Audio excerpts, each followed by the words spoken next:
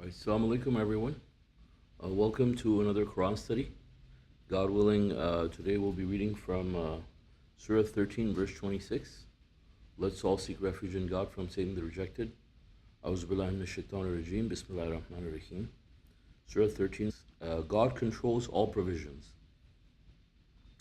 God is the one who increases the provision for whomever He wills or withholds it. They have become preoccupied with this life, and this life, compared to the hereafter, is nil. Those who disbelieve would say, if only a miracle could come down to him from his Lord, we would believe. Say, God sends astray whomever He wills and guides to Him only those who obey. They are the ones whose hearts rejoice in remembering God. Absolutely, by remembering God, the hearts rejoice. Those who believe and lead a righteous life have deserved happiness and a joyous destiny. MashaAllah. So these are beautiful reminders from us from the Quran, very important reminders for us to remember uh, as submitters that we should not worry about our provisions because all our provisions come from God. God controls all our provisions. And we should remember that this life is very temporary and very short as compared to the hereafter. So our priorities have to be set accordingly, and the amount of time we spend worrying about this world as compared to the hereafter should also be in proportion, which is nil, right? In the this world compared to the hereafter is nil. So we should not worry about anything in this world. Definitely not our provisions, because God is the one who controls our provisions. Now, of course, worrying is not the same as planning or working on pursuing God's provisions. We have to make efforts, but we understand that the outcome is in God's hands and He's the one who controls everything. We can make efforts certainly, but at the end of the day, God is the one who controls everything. And also, God is letting us know that the disbelievers, they said, only if a miracle could come down to him from his Lord, we would then believe. So this shows to us that Muhammad's miracle was the Quran. He was not given any superficial, powers or anything like that, from God, like the things that were given to other messengers. Which is why you see in verse 27, they're demanding a miracle from Muhammad, which he had no control of. So imagine, like, for someone who thought that, the mathematical miracle could have been planted by him. I mean, he would have given them the mathematical miracle straight away, if he had any idea that it existed, but he had no idea whatsoever.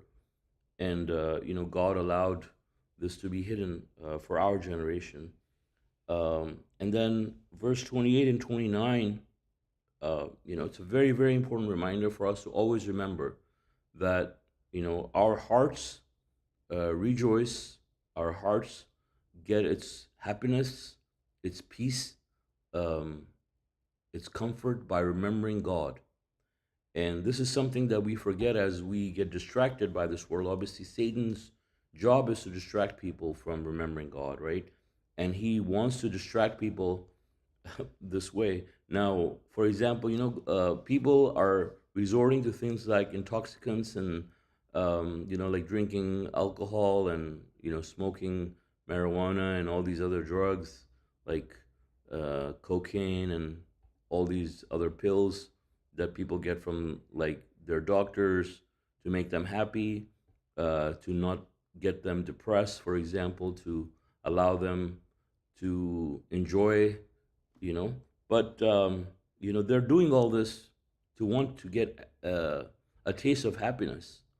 But we know that the true happiness comes from remembering God, and we know that Satan wants people to be distracted from remembering God, and so he wants people to resort to things like drinking, things like drugs, so they can get his uh, idea of happiness, like the what Satan offers. So we know what Satan offers, and we know what God offers. Now, if you compare that to what Satan offers. Satan offers people this temporary enjoyment, where they can forget about their problems, and then when it wears off, it's the problems are still there, but they're much worse now because you're feeling worse. You have hangovers and other things, side effects, and now you still have to, face those things. Now you're less capable because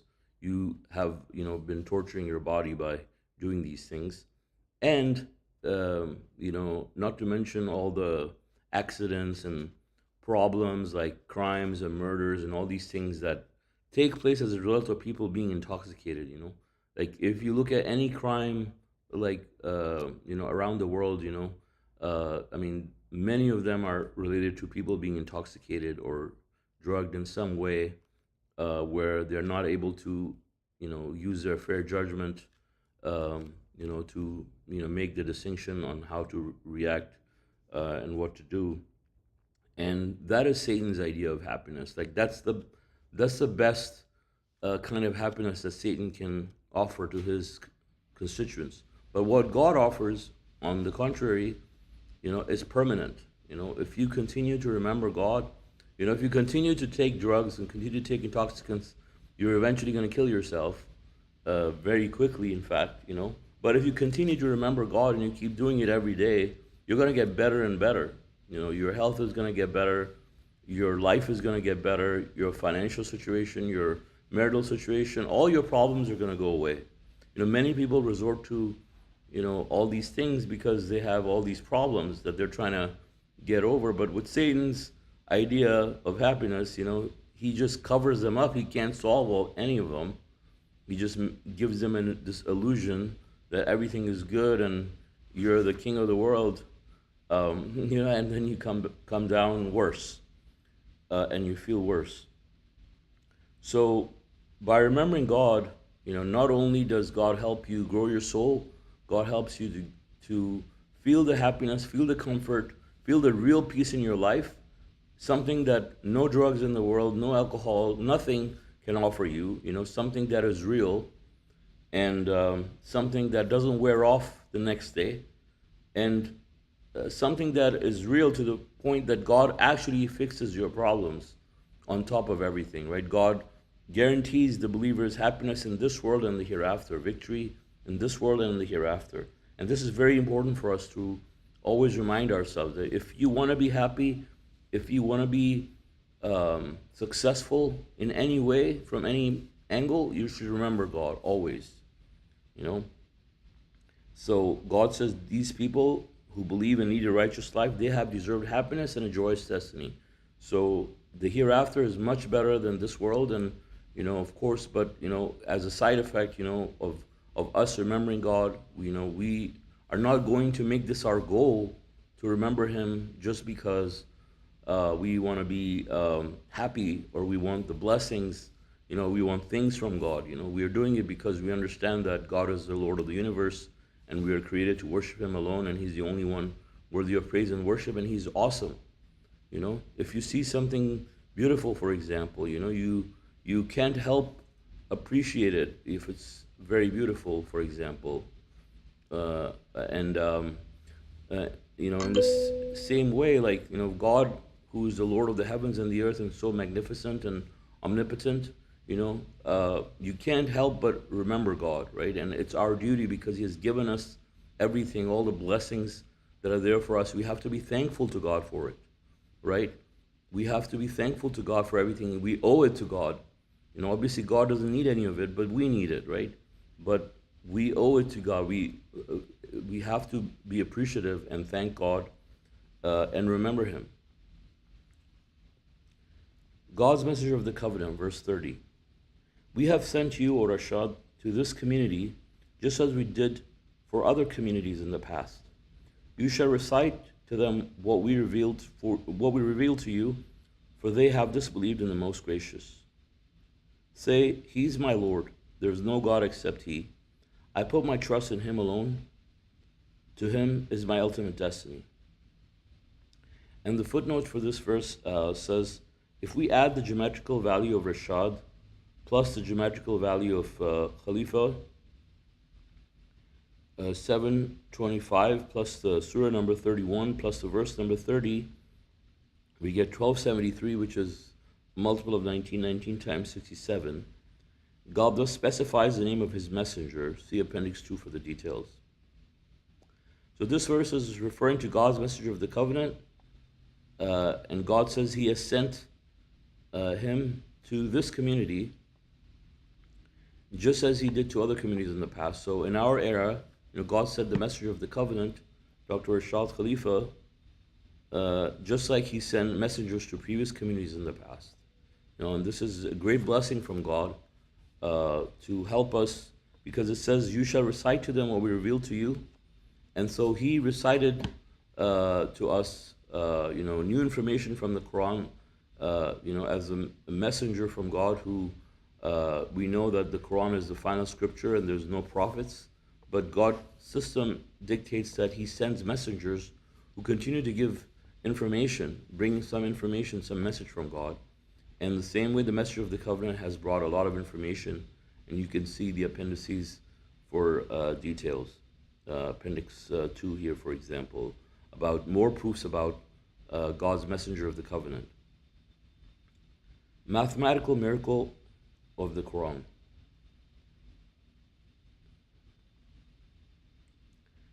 Even if a Quran caused mountains to move, or the earth to tear asunder, or the dead to speak, they will not believe. God controls all things. Is it not time for the believers to give up and realize that if God willed, he could have guided all the people? The disbelievers will continue to suffer disasters as a consequence of their own works, or have disasters strike close to them until God's promise is fulfilled. God never changes the predetermined destiny.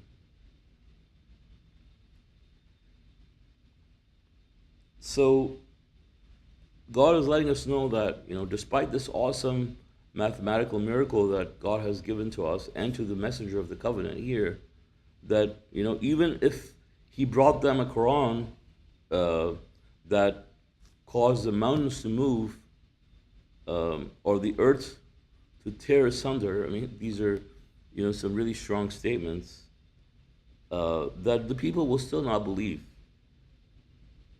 And so we have to remember that, all guidance is in God's hands, and if God wants to guide someone, you don't have to do anything to, of course, you should give people the message, and you should help people, but the thing is, all the guidance is actually controlled by God completely, and God says, if someone's not meant to be guided, you can do whatever you want, but this person's not going to be guided. Imagine you brought the Quran, you opened the Quran, and you move it like this and the mountains start moving, right? And God says these people will still not believe. If you point it to the earth and the earth cracks open, what would that be like, right? And God says if it's God's will that they're not going to believe, they're not going to believe even then. And God says that the disbelievers will continue to suffer disasters or have disasters strike close to them because of the things that they're doing as a consequence. For example, people, as we know in the past, who continue to commit, tyranny on earth, God, destroyed them and their forces, right? And like Pharaoh, for example, and God made, Moses and his people the winners. And we have many other examples from the Quran, people of Lot, people of Shuaib, all of these examples, right? Where people were practicing homosexuality, where people were practicing corruption, and now we have people that are practicing all of these things, right? And so naturally, this is God's system, that his disaster is going to come upon these people and destroy them. It's God's system, never changes, and if you're alive to see it, God willing, we will see it.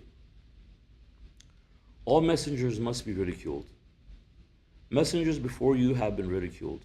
I permitted the disbelievers to carry on, then I punished them. How terrible was my retribution. Is there any equal to the one who controls every single soul? Yet they set up idols to rival God. Say, name them. Are you informing him of something on earth that he does not know? Or are you fabricating empty statements? Indeed, the schemes of those who disbelieve have been adorned in their eyes. They have thus they are thus diverted from the right path. Whomever God sends astray can never find a guiding teacher. They have incurred retribution in this life, and the retribution in the hereafter is far worse. Nothing can protect them against God.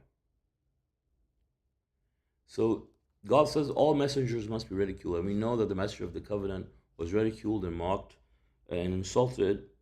And God says that I permitted them to carry on until they were punished. And we can see God did indeed let these people carry on, like especially, for example, the Arabs who rejected, the messenger of the covenant. Uh, God did allow them to carry on for a good amount of time, until they could all find the message. So they could not say, for example, that they didn't have the message, right? So you can see so much activity now online, all over the internet, for example, that this message continues to spread to all these people, and yet you don't see any of these people believing. So God has given them time, but obviously, there is a predetermined time that God has planned. They're not given until forever, So it's coming for them. And God says that, I mean, these people who are, setting up idols besides God, obviously God says, are you informing him of something on earth that God does not even know? Like, there's no other God besides God, right? Some people have made, Muhammad as this big, thing that they worship. Some people have done the same with Jesus. Other people have set up other saints. People are worshiping elephant gods, monkeys, and snakes, like in India and all these countries. And God says, are you informing God of something he does not even know? Like, where are you setting, like, where are you even getting this from, right? All these things that these people are fabricating lies, fabricating empty statements. And eventually, God says, and they're thus diverted from the right path. Satan has adorned their works in their eyes. They sing about these things. They write beautiful literature, and give all these examples to fancy words, right? That make people fall for their lies. And this is how Satan has adorned, made these things very beautiful in their mind and their eyes. They think they're worshiping God, they're doing the right thing. God says they have incurred retribution in this life, and retribution in the hereafter is even worse. And we know how bad, at least we have an idea on how bad the retribution is, especially in the hereafter for these people. Heaven allegorically described, verse 35. The allegory of heaven, which is promised for the righteous, is flowing streams, inexhaustible provisions, and cool shade. Such is the destiny for those who observe righteousness, while the destiny for the disbelievers is hell. Those who receive the scripture rejoice in what was revealed to you. Some others may reject parts of it, say, I am simply enjoined to worship God and never associate any idols with him.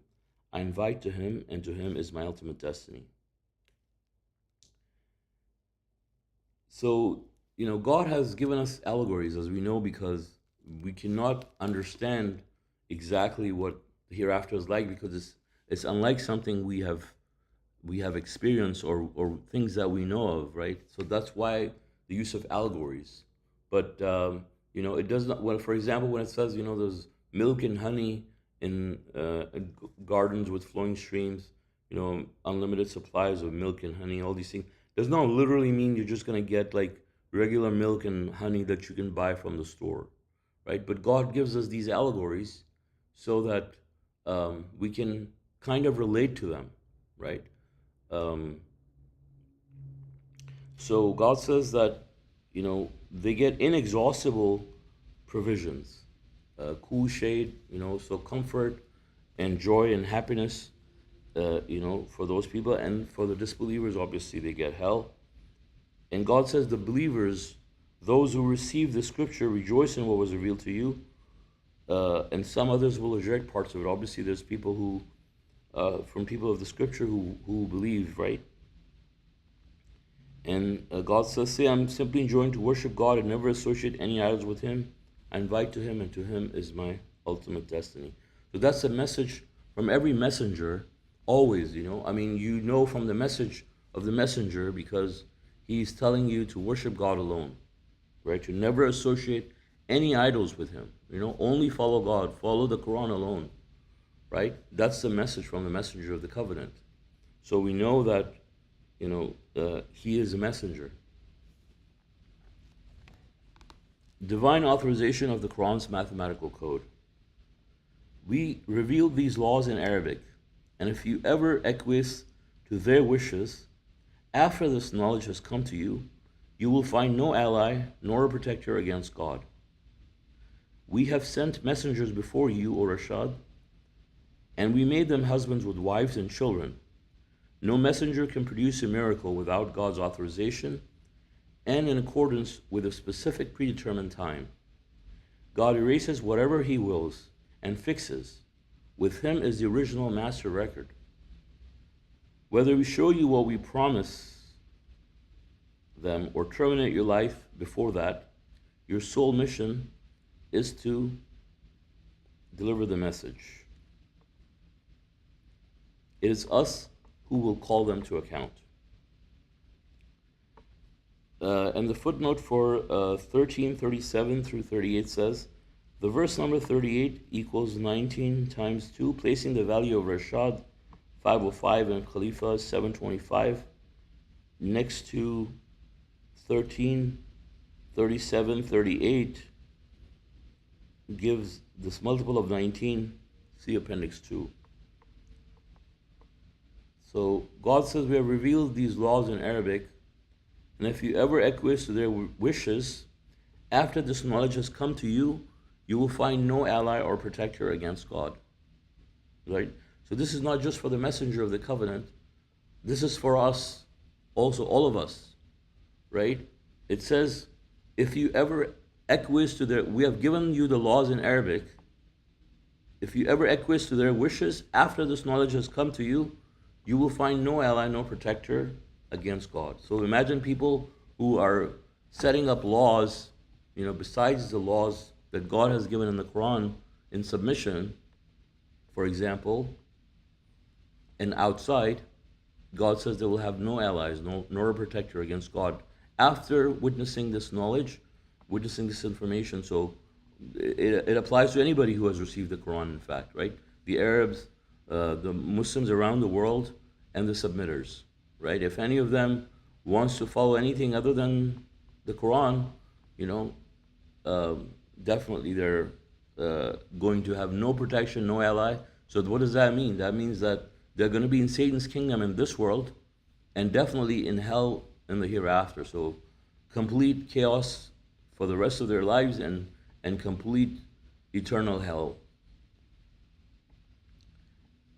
And then God says He sent messengers before Him, and He made them husbands with wives and children. Just like the messenger of the covenant was a man just like us. He had family and a regular job and everything, and he walked the streets and picked his nose, whatever, and all of that stuff, right?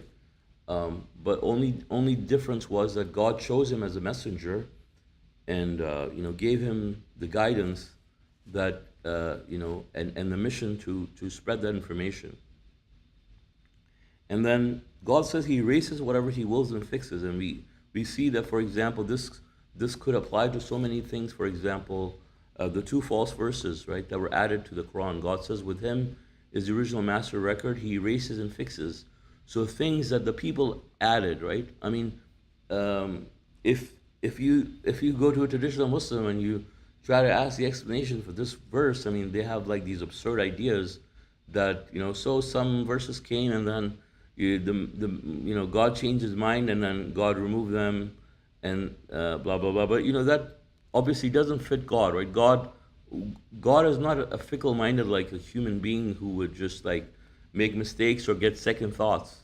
I mean, you're not talking about I mean, that's a sign of weakness. Like we humans, who cannot think, perfectly. We'll think something and then we'll find out that our initial idea was flawed, and then no, we think now it's better that we do this, right? And God doesn't do that. God is perfect.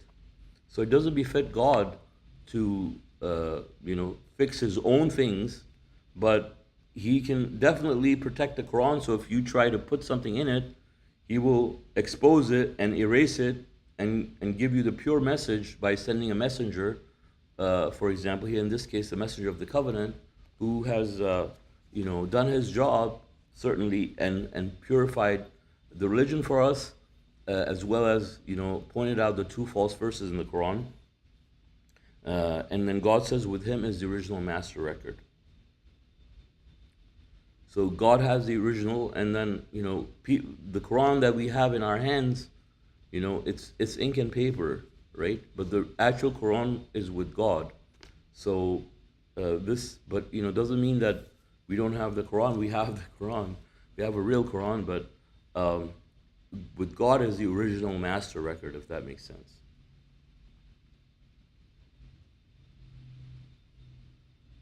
So God says, whether we show you what we promised them or terminate your life before that, your sole mission is to deliver the message. It is us who will call them to account, right? So it's not the messenger's job, for example, to cause the annihilation of the people, his people, or it's not the messenger's job to witness, that he has to witness or he has to be present in this world for the disaster to take place for the people who disbelieve them, right? For example, we saw that with the people of Noah, like Noah was alive to see the retribution for his people. We saw that Lot, for example, was alive to see the retribution for his people, and other messengers as well. For the messenger of the covenant, he wasn't, right? And the people, especially the Arabs and the Mohammedans, for example, they mock him and ridicule him. If you go online, you'll see their comments, and they mock him and the submitters for saying that they believed in him, and he said the smoke was gonna come, and you're still believing in him, and it never came. And so God says, whether we show you what we promised them or terminate your life before that, it is us who will call them to account. So just because it didn't happen in his lifetime doesn't mean it's not around the corner now. Um, so God is telling us that your sole mission is to deliver the message. So he came, he did his job. Good for him, actually, that he wasn't there, to go through all of that, right? Because he'd probably be at an old age anyways. And, regardless of the age, obviously, it's not something pleasant to be around when something is happening across the world. Obviously, God will protect us, right? But there was no need for him to be there anyways. And God is the perfect planner. He's the most wise. And it's God's decision that it didn't happen in his lifetime. And this verse is showing to us that, it's up to God. And God can terminate his life before that, or he can show the retribution in his lifetime. Verse 41, do they not see that every day on earth brings them closer to the end, and that God decides their lifespan irrevocably? He is the most efficient reckoner. Others before them have schemed, but to God belongs the ultimate scheming. He knows what everyone is doing. The disbelievers will find out who the ultimate winners are. Those who disbelieved will say, you are not a messenger. Say, God suffices as a witness between me and you, and those who possess knowledge of the scripture.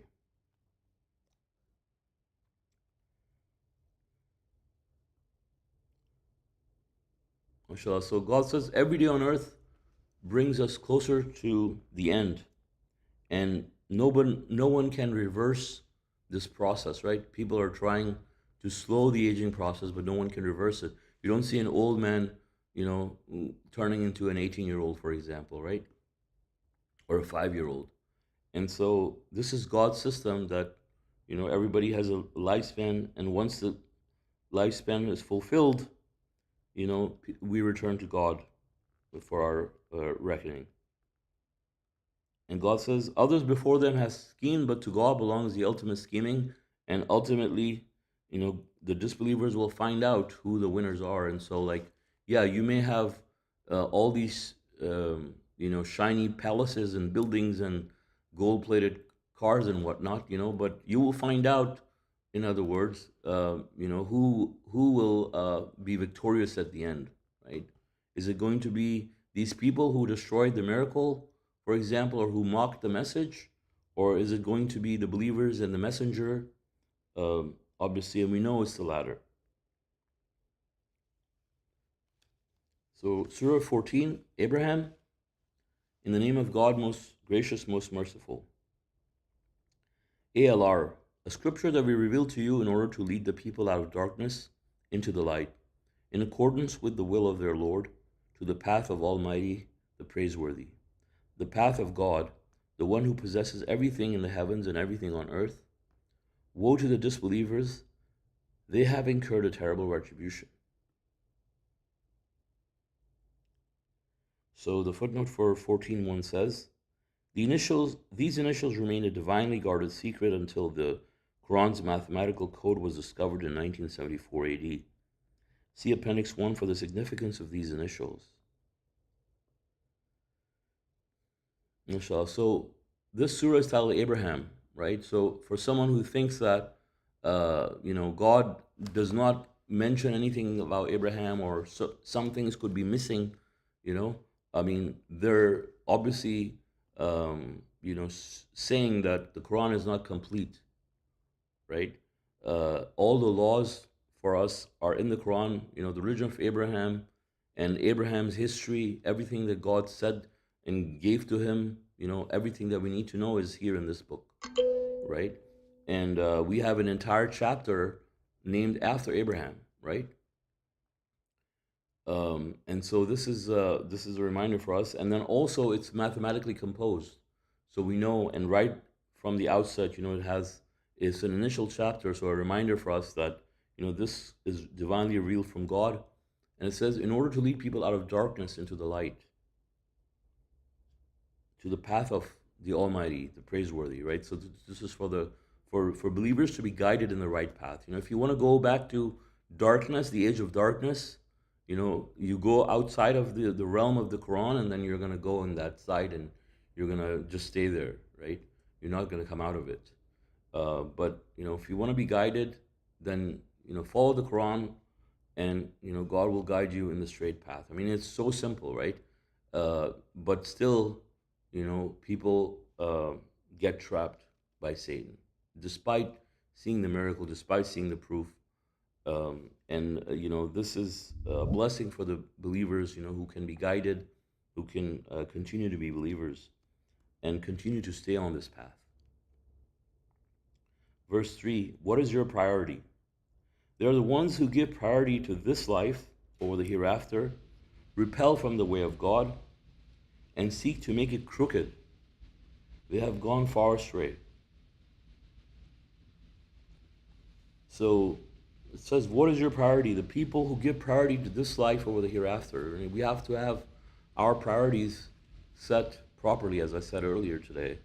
Our priorities have to be in line with, how temporary this world is, as compared to hereafter. This world as compared to hereafter is nil. So really, we should prioritize our hereafter clearly over this world, right? If I was in a play, for example, for a day, and then I had, my real life after that, I wouldn't worry about, everything given to the play, and then forget about my real life, right? That would be stupid. But it's the same when you think about it in comparison to hereafter, right? Let's say, in the play you're gonna get in an accident. You're like, oh my God, what's gonna happen? I'm gonna get in an accident. What if I die? And someone's gonna laugh at you, like, really, are you serious? This is just a play, right? Why are you so concerned about it? It's not like you're actually dying if you're dying in that play. It's just a play, right? And we should think about, this life the same way. This life is temporary, this life is an illusion, and it's going to pass. So why are you so worried about this world, right? Forget about this world and think about your hereafter. Prioritize your hereafter. These are your priorities. When you, um, I mean, I feel, I feel like such a hypocrite when I'm talking about this, right? But um, I can't believe I said that. But I mean, when we have to prioritize our life, we have to really prioritize the hereafter. We have to prioritize our prayers, our studies, things in this world that we have to do should come second, right? Other things come second. Your job, your business, all these things come after. First comes God and the hereafter, because that is permanent, right? And we should internalize this and reflect on this every day, knowing that this life is temporary. Like get yourself to think, beyond this life. Don't just think about this world. Um, Always remember that your hereafter is your real priority, and you should plan accordingly. The messenger's language. We did not send any messenger except to preach in the tongue of his people in order to clarify things for them. God then sends astray whomever he wills and guides whomever he wills. He is the Almighty, the Most Wise. So God says that he did not send any messengers except to preach in the tongue of his people. And we know that God sent the messenger to this community, the most important community, which at this point was the United States of America. And so God chose the message in this time to be in English, so that the United States, for example, being a country that is free and is a melting pot for people from all over the world, can be used to spread this message to everywhere else. And God has this plan. I mean, he's the most wise, right? But these are some of the things that come to mind, that God chose this time, this country, and this community and this language, and for the message to come in that language for the people.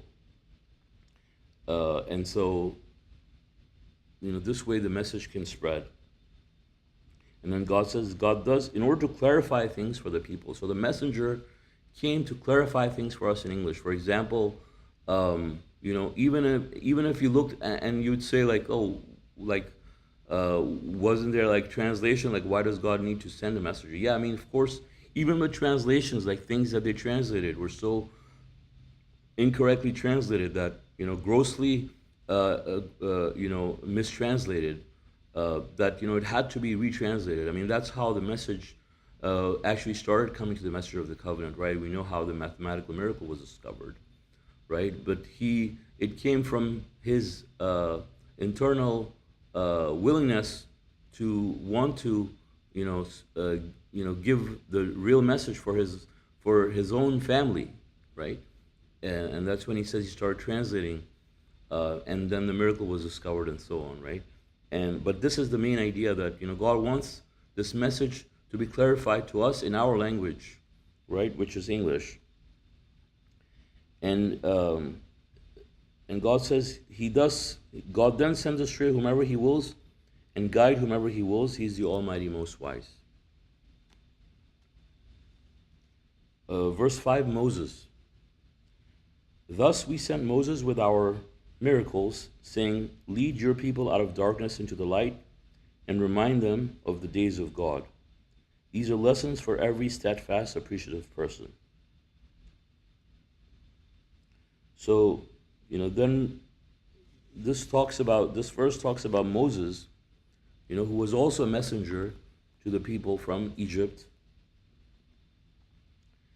And, God sent him with his miracles to lead the people out of darkness into light, and to remind them of the days of God, right? Now, and God says these are lessons for every steadfast, appreciative person. And so, the days of God, could refer to many things. And so I would think that, this could refer to the day of judgment, the final day, or it could also refer to other days when people will, like for example, for the people of Moses, they had to observe the Sabbath, right? So he could remind them of the days of God and lead them out of darkness into the light. And God says these are lessons for every steadfast, appreciative person. And God says we have to be steadfast and we have to be appreciative. And if you look at these lessons, you will see like all the lessons that are in there for from the people of Moses, and the entire history, uh, you know, uh, and these are lessons for us on how to be steadfast and how to be appreciative. So, God willing, with this, I will end. If you guys have any comments or questions, please feel free. Thank you.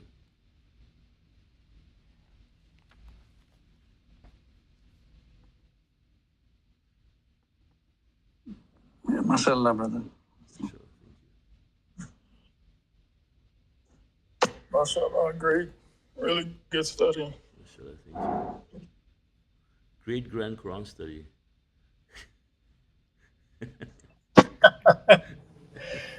MashaAllah, very, very well, very good points and explained.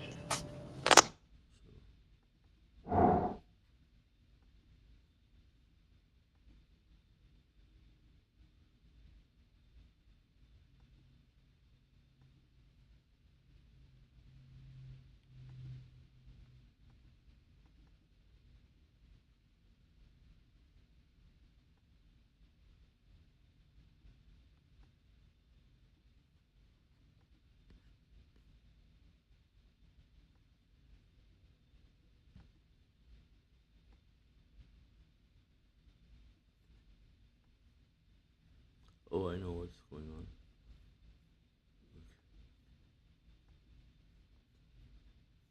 Just trying to fix the screen.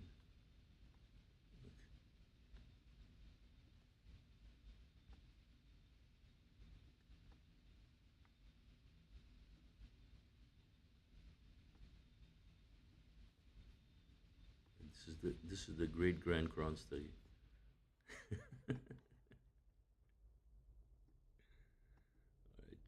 Right. Any comments or questions from anyone?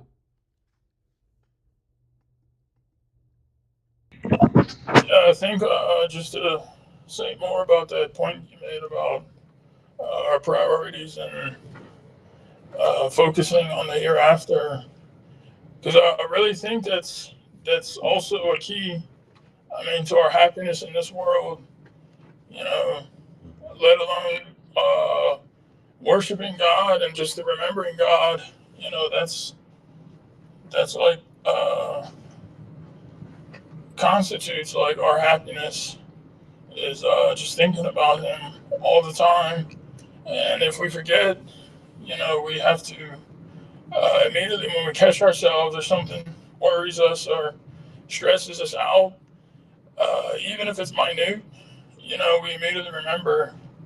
I mean, as you had talked about too, it's Satan who's trying to distract us, but it's the most freeing feeling, not being attached to things or people, like in a sense. And I'm not saying to not be attached to people, but like only be attached to God, because everything else perishes except God. Everything Mm-hmm. else fades. I mean, even someone you love so much, it could be your mother or a spouse or maybe your pet. I mean, they only exist because of God.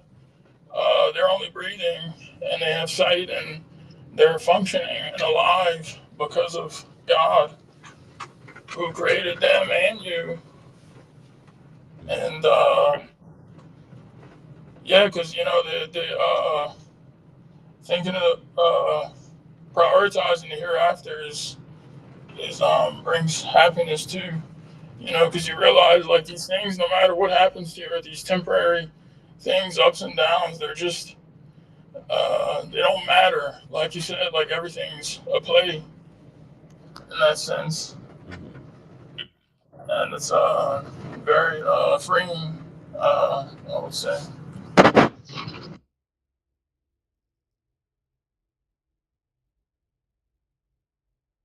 Oh, and then just last thing, and using, like, uh, I mean, everything around us, our lives, and the work we do, um, should it's such a blessing, and I mean, really, it's the ultimate privilege to use these things and not use them to spend uh, to grow our soul to be as close to God as possible in the hereafter, because um,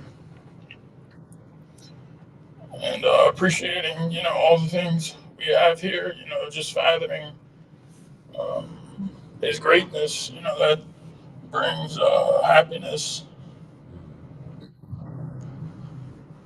Yeah, mashallah. Very important. Yeah.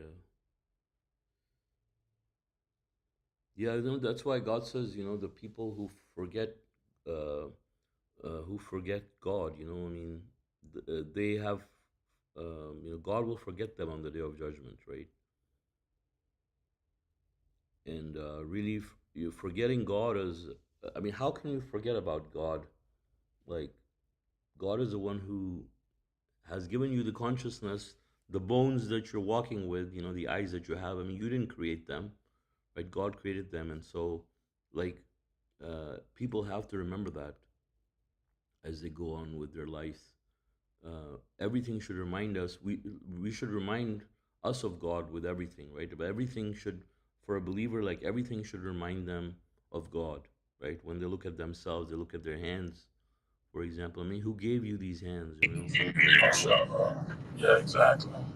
Yeah, that's the right perspective, and just rejoicing, like thinking of these things, because I mean, like the other alternative is hell, meaning like the absence of God, and like thinking, I mean, that's like I was listening to something the other day, like people who forget about God in this world, like we've seen like a lot of good examples you gave, like with intoxicants, and people are still in their ignorance. How people, like I hear saying like it's a living hell or hell on earth or something. I mean, even maybe some of us here. I'm speaking for myself. I don't know about other people, but like in the days of ignorance, you're trying to find these things that are just temporary satisfactions, but and then you find the real thing, and it's really the biggest privilege is to believe in like in this respect.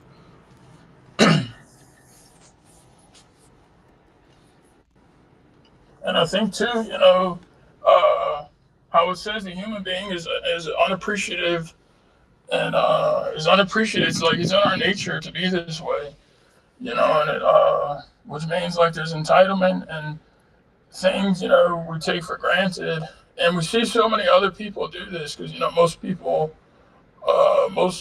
disbelieve, but people take like even their soul's existence, like their very existence, like I mean, just to be alive and think about God and worship Him and breathe and exist is like such a huge blessing. Hmm. We can't count. Hmm.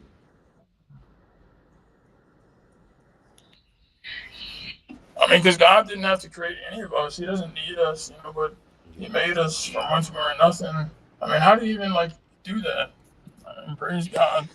And so this is something to like we can make our zikrs just to think about this stuff.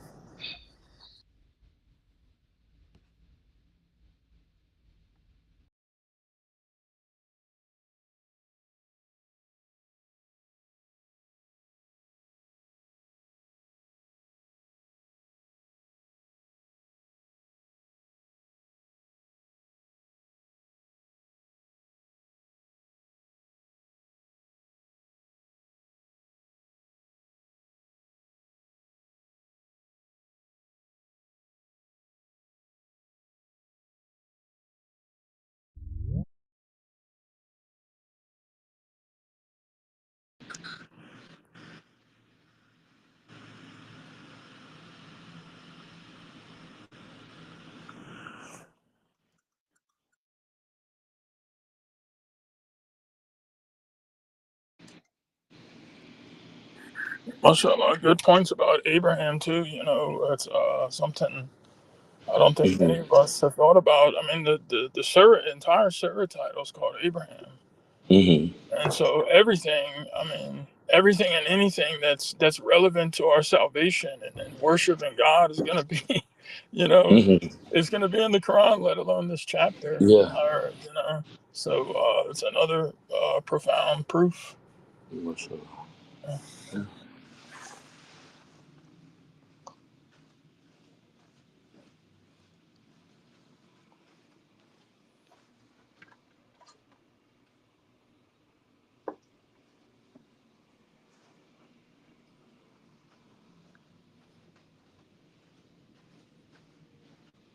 Yeah, and good. Like you said, our messenger. It's also been the system before, like how messengers were sent, even though after their prophets, and they revealed new information. You know, like there's many Yeah. secrets and new information and guidance for the people that Mm-hmm. our messenger had given us. And it's a mercy and a blessing. Okay.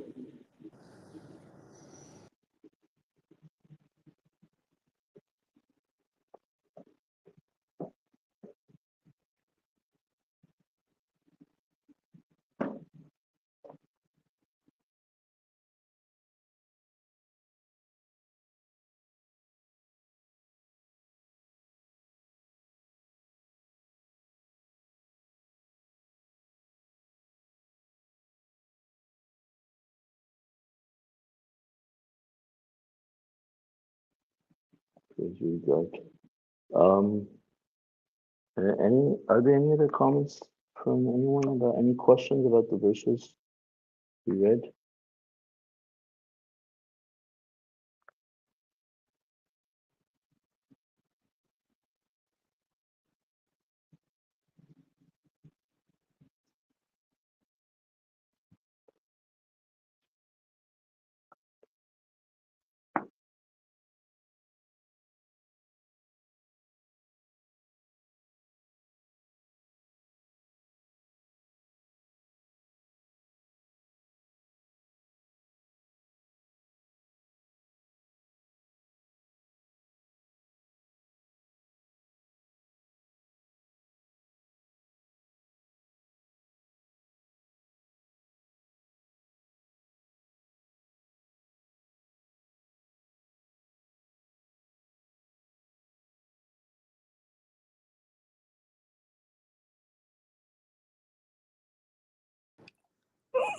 Verse 30, 37. I think it's important for us to remember not to acquiesce to anyone's wishes, Mm-hmm. even if we're just leaning a little bit. Like that's not. We have to understand that is not acceptable, and if we make a mistake in this regard, we have to repent Mm-hmm. and remember that it's part of the test too. That I mean, we can even see how Muhammad. We see verses of the Quran like how he almost leaned towards people. But if it were not for that, God strengthened him and reminded him somehow, like, uh, but this is also important. I think it's very important that another benefit of growing our souls is that with time, we becomes, um, easy and enjoyable to proclaim for people. And if we forget, or or if we're not paying attention to a situation,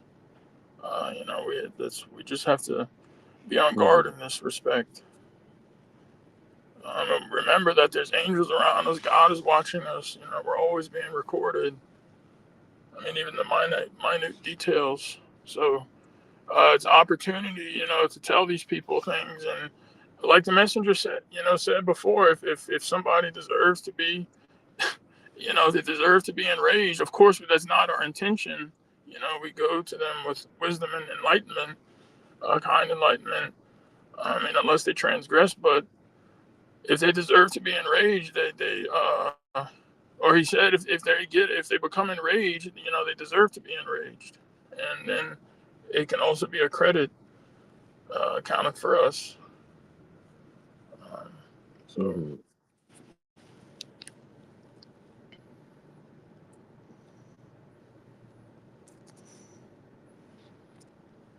Yeah, God says that we should not acquiesce to these people's wishes, and so we have to remember, like for example, for like the verses where God says, that for the messenger, God says that if he did, he would double the retribution for such people, because it's not expected of the believers, to uh, act this way. For example, like we are responsible when it comes to the idea of responsibility, right? I mean, we have the miracle, we have the message, and so like if it was um, something like that for the messengers, I mean, it was because of the knowledge that God has given them, right? It's not because they're let's say they're so great, right? It's because the knowledge that God has given them, and the knowledge that God has given us now is even more than the knowledge that God had given to some of the messengers before. mhm. So, and the proofs that God has given us, are more stronger than proofs that were given to the previous messengers. So imagine the magnitude of our responsibility is huge. Yeah.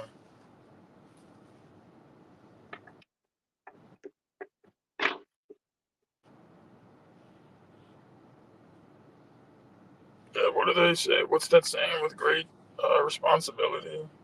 You say with great cuteness comes no responsibility. Like, what was it saying? With great cuteness comes no responsibility. With great cuteness? Comes no responsibility. Mashallah. I saw that recently. Laughing. Uh, with knowledge comes great responsibility. Mhm. With, uh, with great knowledge, I think was it? Yes, something like that. Yeah. I think like with a lot of knowledge comes a lot of responsibility. Like to whom much is given, much is expected of. So Mm-hmm. it's true. If you give somebody uh, like the the power keys to do all these things in a company, and they can do a lot of like amazing, cool things, but also all types of things. It's like okay, like how are you going to use it? You know, Yeah. and if they use it right and do good, then it's even better for them. Hmm. So may God make us and keep us on that path. Yeah. With great knowledge comes great responsibility. What people say with great power comes great responsibility. But But knowledge is then it, power, so yeah, but then they say knowledge is power. yeah. It's true.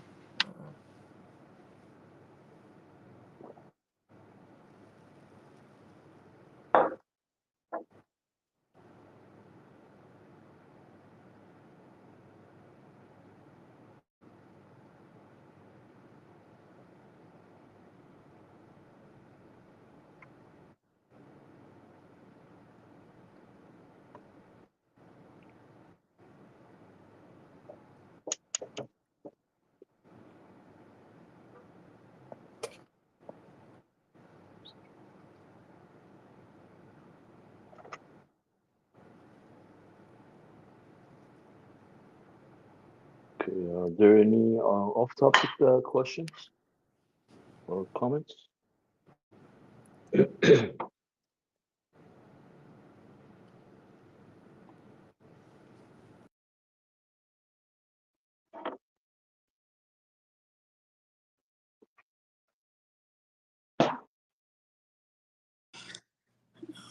So, yeah, I want to say something about the verses 13, Hmm. 40. So whether we show you that we promise them Mm-hmm. or we make a lie before that your sole mission is to deliver the message, it is call them people. So here, so actually, we cannot force the any people. And I think, should we mock the other people if they do not listen to like the message? Just only our message is to deliver to them. So this is up to God and them. So they will follow it or they don't. They reject it. So our message is, or even the prophet message, job is okay. This is the truth. I believe this one. So yeah. So should we call like the other people? Like for example, if I call someone hypocrite, for example, so that means I am claiming, oh, I'm a believer. So he is a hypocrite. So even though there's some things, some Quranic understanding is not matching with me, and immediately, or should I call? Can I call them or anybody that, oh, you are hypocrite, or I can call them, if you do not believe this one, so people, you will be hypocrite if you do Yeah, not believe this one. Hmm. if you call someone hypocrite, it doesn't mean that you're a believer. I mean, you could also be a hypocrite, or you could be a believer. Hmm. That doesn't. But the thing is, like, if if someone's showing all the signs of hypocrite, I mean, you don't necessarily have to call them, but God tells us to judge, right, based on the Quran. Hmm. So you can judge them. For example, God says, "Do not befriend the hypocrites."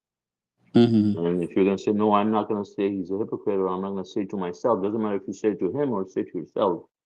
It's the same thing. You're thinking like, "I'm not gonna, call him hypocrite in my mind because, for whatever reason." Then you can distinguish, who's a hypocrite, and you can distinguish, like, how to treat him, whether to be friends with him or not. So this is not. I don't think this is even related Hmm. to the I mean, the verse that was, like, I don't think that's what the verse is implying, right? Like, um the verse is talking to the first of all, it's talking to the messenger, and it's saying that whether, God shows a retribution for these people who disbelieve in the messenger, comes during his lifetime, or it can come after that, right? It's his job is just to give the message, and it's the part about giving them the retribution or not is God's decision, when it's going to happen, right? Hmm. Yeah, that's true. Us being able to distinguish, like, God tells us the criteria of being a believer or a submitter, and he tells us what a disbeliever is and what a hypocrite is, and he gives us all these descriptions why, you know like if I spend, let's say, an entire day, asking you, like, describing to you how to distinguish an apple tree from an orange tree, and then you say, okay, that's good, but I'm not going to distinguish between an apple tree and an orange tree. Then what's the point of me telling you all day about the apple and the orange, like what the apples look like and what the oranges look like, if you don't want to distinguish between an apple and an orange, right? And God is telling us these distinctions so we can distinguish them, right? Apples from oranges, or bananas, whatever, so that we can distinguish. This is for our own good, Hmm. right? Hmm. This is not to label people per se, right? It's for our own good to be able to distinguish between the good people and the bad people, right? Imagine you hanging out with people, they're good people, they're bad people, and you say, no, I'm not going to say this person's a bad person because that means I think I'm a good person. There's nothing wrong with you thinking you're a good person if you really are a good person, or you trying to be a good person, it's not necessarily saying that you're there. Maybe you just want to be a good person, but you don't want to be a bad person. You don't want to be around these bad people because then certainly you're going to become one of them, right?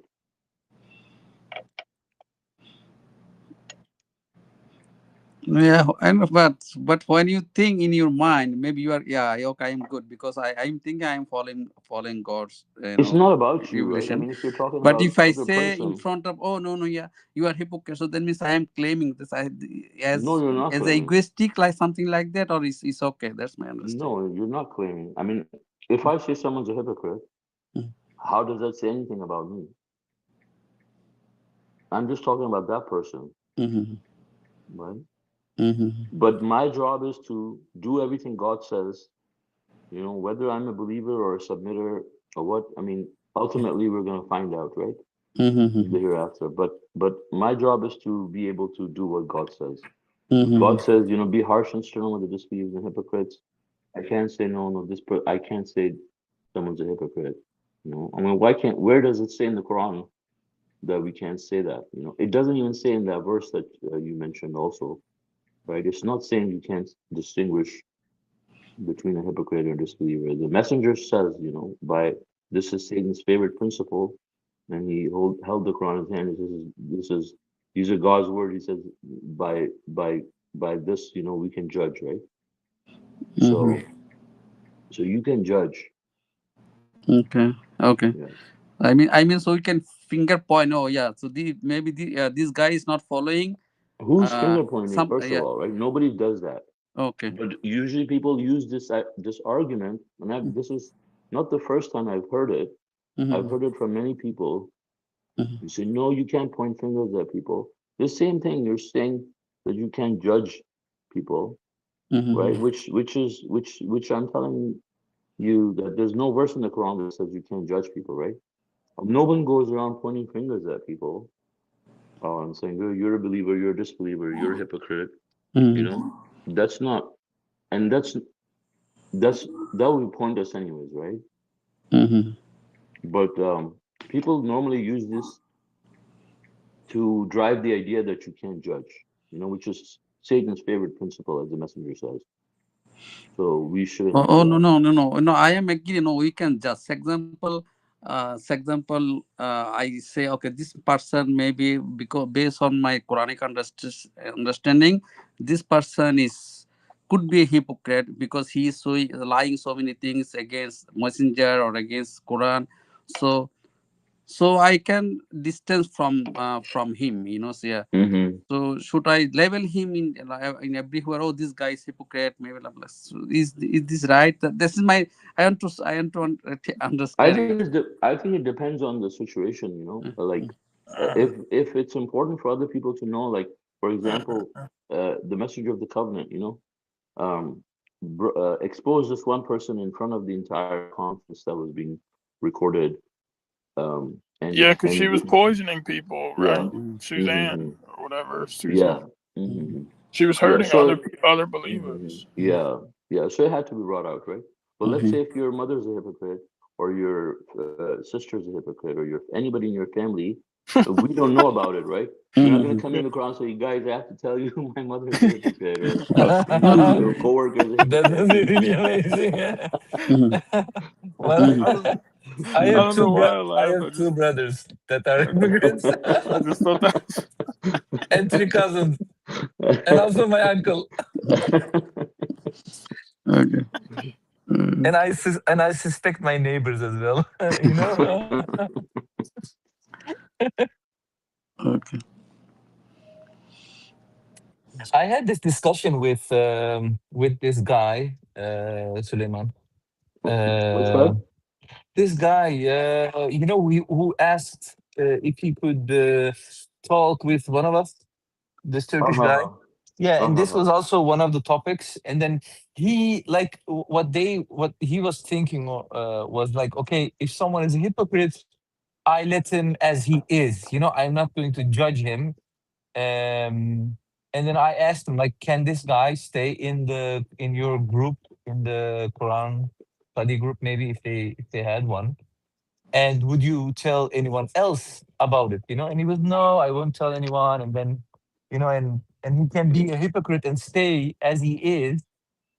Um, like, but you need to Mm-hmm. expose them because they definitely will hurt the others. And God says Mm-hmm. clearly, if you don't run away from it for your life, right, then you are going to become like them. Mm-hmm. So this is actually Exactly. we should do it. Like it's the question is not can we do it? Then no, it's we should to protect our souls and to protect. Like that is what I understand from Mm-hmm. also what the messenger has done, right? And sometimes, I mean, you don't always like it's not something that you plan or something, like if God wants to bring this out, eventually, God exposes them anyways, right? But there's certainly nothing wrong with you doing that if the situation, like you said, if the situation demands it, like you have to say it to other people so the other people know about it, right? I mean, I would like if I would be in that situation, like I would want other people to know also because I want to help other people too, so if someone's the person who's going to spread poisonous doubts, then it's important to pinpoint that, right? Or point fingers, like you said.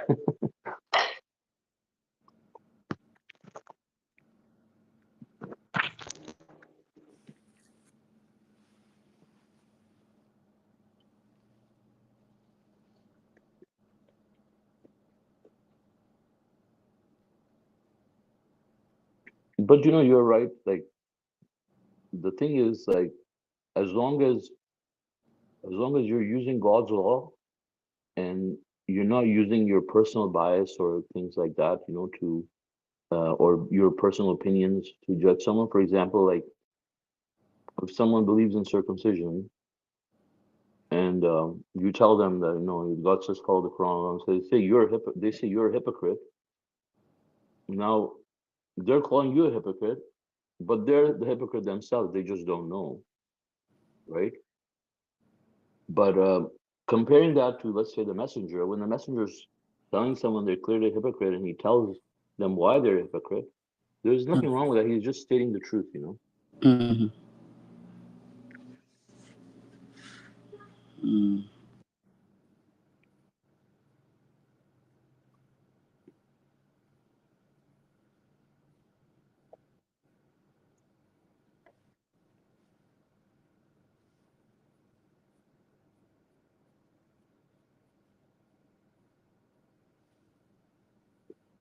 Yeah, I think like when one person calls another person a hypocrite, like it's quite likely that one of them is definitely a hypocrite.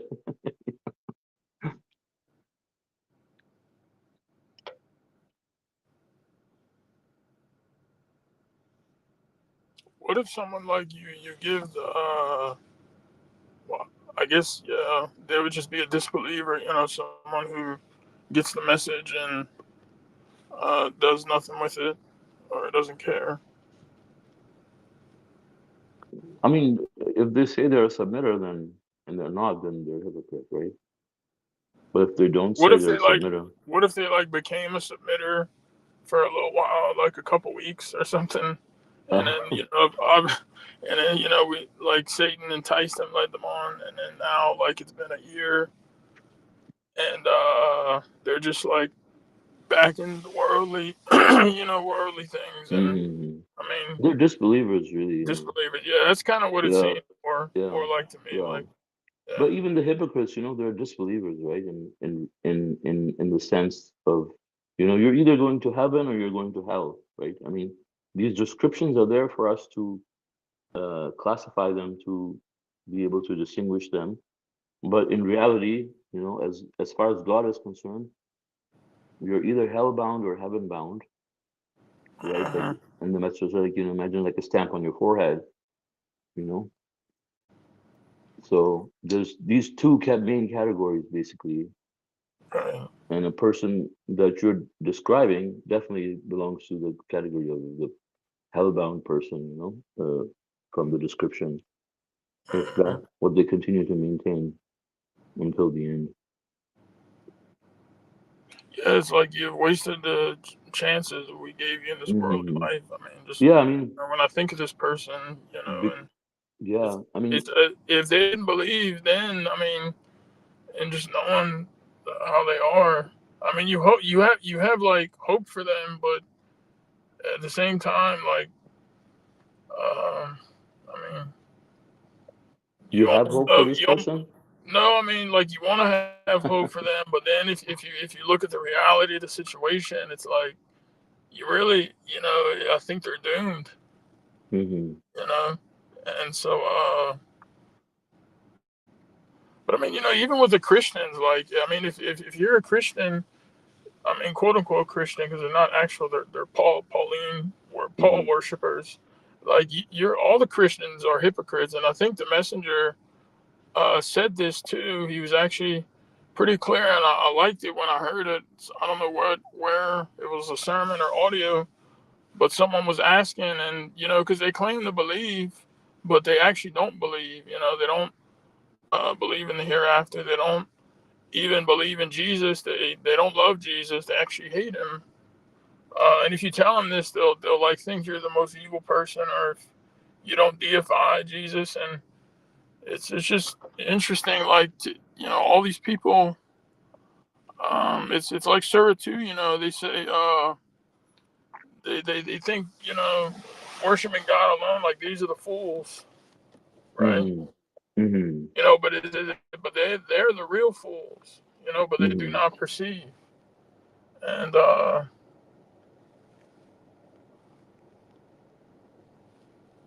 Mm-hmm. that's Yeah, I mean, also like the Mohammedans, I mean, they're hypocrites too. mhm, They also mentioned as hypocrites. right. Yeah, Yeah, but I mean, they they're- based on the example you're describing, for example, this person you're describing, becoming a submitter for a few weeks, let's say, like, I mean, it is really, really serious, like for someone to come so close to submission and then turn back, like after seeing the miracle, like it's they're not the same person, after they've heard the message, so mhm. closely, you know. I So mean, their too, their and life must be so miserable.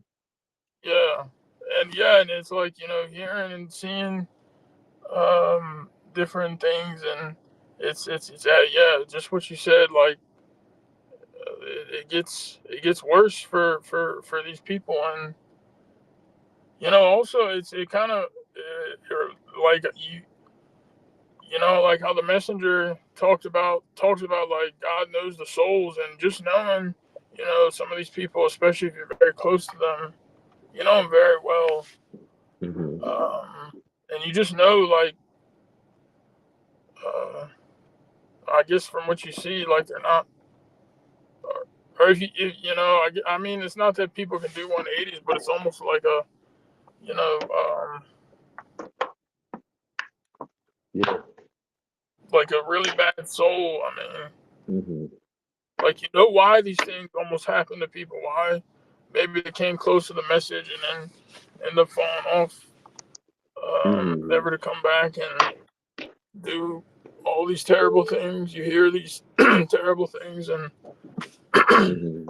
all these problems in their lives with people and relations, and Hmm. it's a consequence of of disregarding. And Hmm. even if they're given money and children and these temporary adornments, it, like the verse says, do they think that we're blessing them because we provided them with money and children? It's Hmm. like, indeed, they have no idea. They're going to find out. But if these people, God knows the soul. So I mean, if these people, if they were, you know, are going to be guided at some point, they will. But, Hmm. Yeah, I mean, from what you've described, I mean, it seems very unlikely that this person's, because I mean, like, for example, you can hope for a person, you could have hope for a person who you are giving the message to, or let's say they haven't heard the message, and you're hoping at some point they'll hear the message and they'll accept it. Comparing to someone who you give the message, they already have the message now, and now, they just, put it away. Like, I know some people like that too, you know, and yeah, I just, there's people, for example, that will just outright, uh, leave submission, but then there's others people who will just, like, like, quiet, like, how some, like, how this term came out. I don't know. There's called term called oh quiet yeah, quitting. quiet quitting. Quiet. Yeah, Yeah, so it's like it's a real quiet thing. quitting. It's a real thing. I think I even learned about that in school. I'm serious. In school? Yeah, in university they told Uh-huh. us like in human Mm-hmm. resources. I think there was a Right. class. I remember hearing. I don't know if it was called quite, but it was the same thing like where people Uh-huh. they mentally check out, the Right. job, and that's why you like when they terminate people. That there's Mm-hmm. different ways to go about it because it's a big deal. Like Mm-hmm. but but then a lot of times you can't really help yourself too because if people I mean, if you go in this direction in a company or Mm-hmm. whatever, like it affects morale with people, but uh, but yeah, I know what you're referring to. Mm-hmm.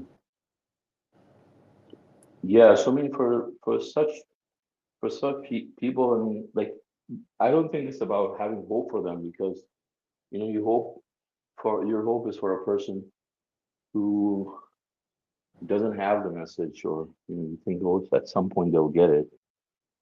But someone who already has the message, like, the Mohammedans, like like ones, Uh, for example, who already have all the Quran, all the information, and they look at the miracle and then they choose it's not for them. It's the same thing, really. But it could also be like, uh, from the Quran, like, it could also be a hypocrite if the person says that they accept submission, and then they don't say they're not a submitter, but then they don't do anything, like their or contract they're fails or or they're whatever. afraid to speak up in public, like on they use fictitious names and can't even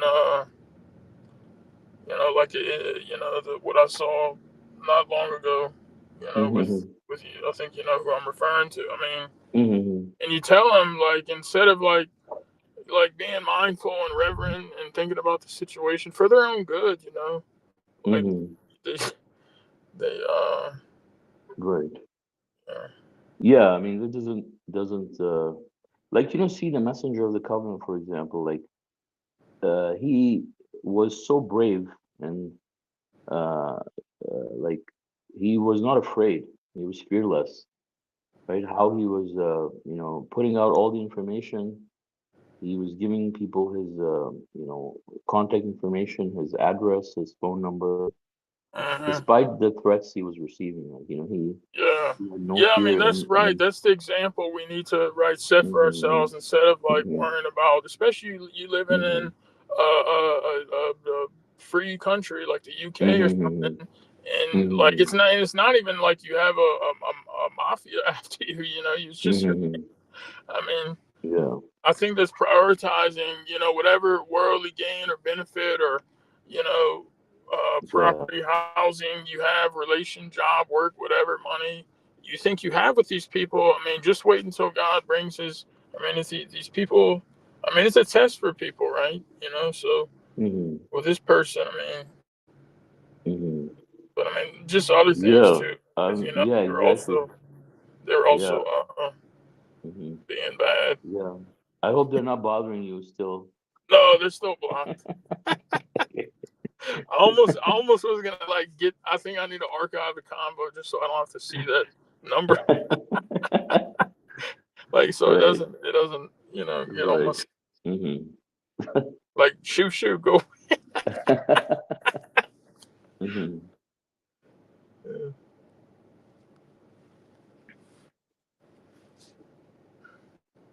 yeah, I didn't mean like when I said not speaking up. I'm not talking about like being quiet. I'm just talking about like Hmm.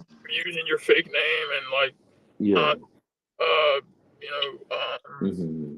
you're using a fake name and then you don't even want to talk, like or get Yeah. online just because of your Yeah. family or some silly. Like I mean, like Yeah. imagine Hmm. you have a newcomer into submission, and this person is you think like man, are people after you? I mean, this isn't a good example. Hmm. Exactly. I mean, the messenger also said we have to use our real names. We're not. I mean, unless like your life, of course. We Well, have he says don't change your names, but don't I mean, don't yeah. correct yeah. Sorry. Yeah, don't change your name.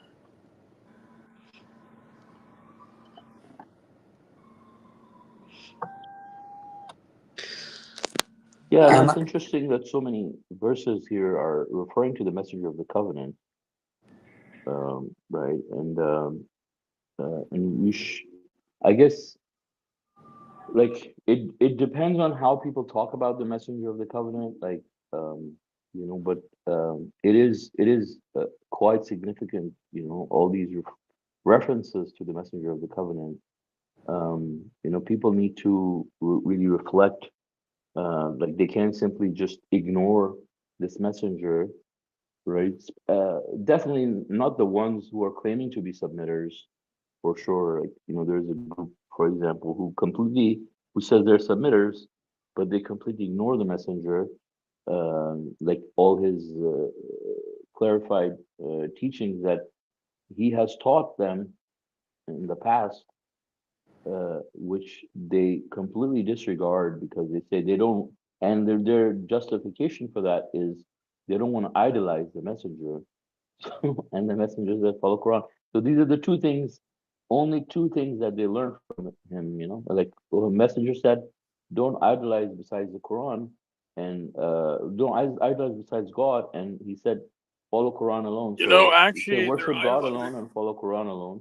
Yeah, Yeah, it's ironic and because they're actually idolizing the messenger by with their hmm logic. Because by them not following the messenger, they're almost. I think he actually even told like he addressed this too. He's probably explained it a lot better than I'm gonna do, but by virtue of them being so afraid of idolizing him, they're actually idolizing him by fact of like hmm you can't escape the test. Like the fact that you think he's like you're so afraid to even listen to him or something or hmm get clarifying information. You're actually setting him up as an idol, by doing that. I think he talked about this hmm because he talked about both extremes. About the hmm people who say, "Oh, you worship, Rashad Khalifa," and he said we just laugh or smile when they say that because it's not true. hmm Um, but yeah, there are a lot of verses about. Yeah, because it's about the teachings that he has brought. Obviously, um, just by following a messenger, I mean, doesn't mean that you're idolizing him. Like, no, no, these are his personal opinions and stuff. So these people are hypocrites. Um, and and I mean, again, the messenger also talked about that. People say under the banner of God alone and Quran alone, like they want to disregard the messenger.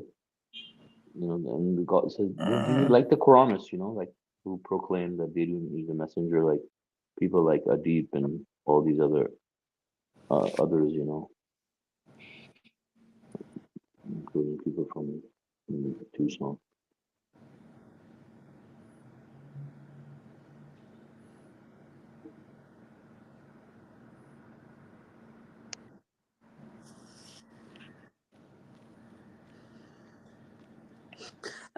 God, I think the verse, I think the Surah 14:4, also the strong proof, the Rashid Khalifa was the messenger of covenant, a strong proof, because the messenger should preach the message, in the tongue of the people language, so Mm-hmm, he preached the language in USA, and it's supposed to be in English, and mm-hmm, the person will translate the English from the Arabic Quran to English. So that the person also has to be a good knowledge in also Arabic.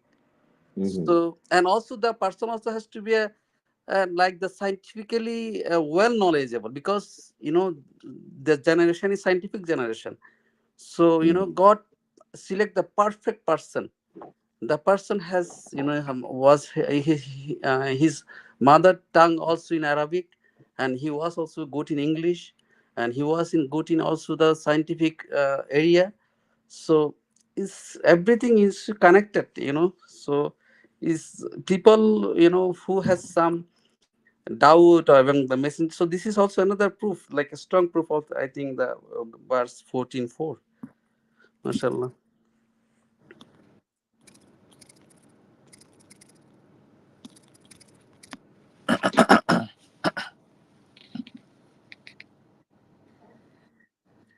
Also on top of that, he was also an excellent English speaker, like uh, better than a lot of English speaking people. Honestly, I mean, listening to him, he understood like subtle nuances in the English. I mean, figures of speeches, idioms, and stuff like that. Like often was, and knowing more than one language. I mean, that's very difficult to even. I mean, to me, it is. I mean, it still really is to be able to speak more than one language and then understand both languages very good. I mean, it's a blessing to have this person, do this or be capable of this. Mhm.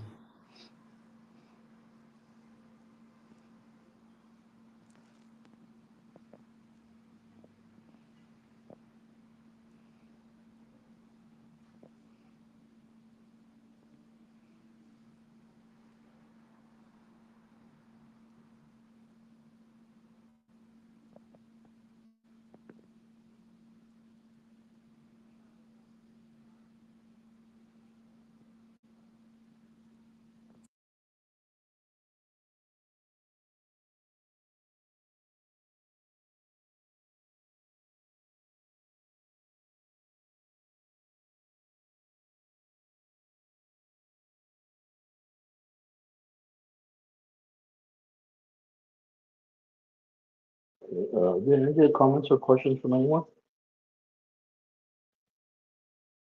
Right, so, if there are no other comments or questions, God willing, we can conclude the study. Thank you all for joining the study today. God willing, our next English Quran study would be on Tuesday at 1 p.m. Pacific time. God bless you all. Assalamu alaikum. Assalamu alaikum. God bless everybody. Sound like